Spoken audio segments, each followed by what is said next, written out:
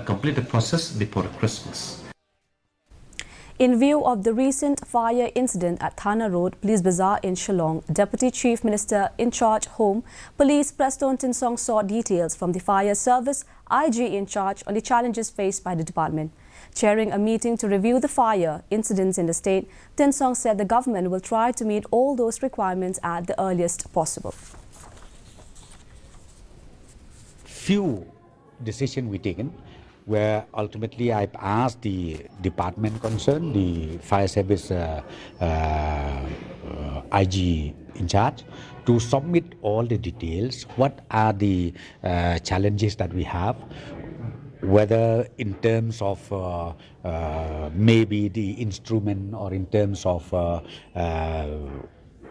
infrastructure or in terms of manpower. I've instructed him to submit it to the department.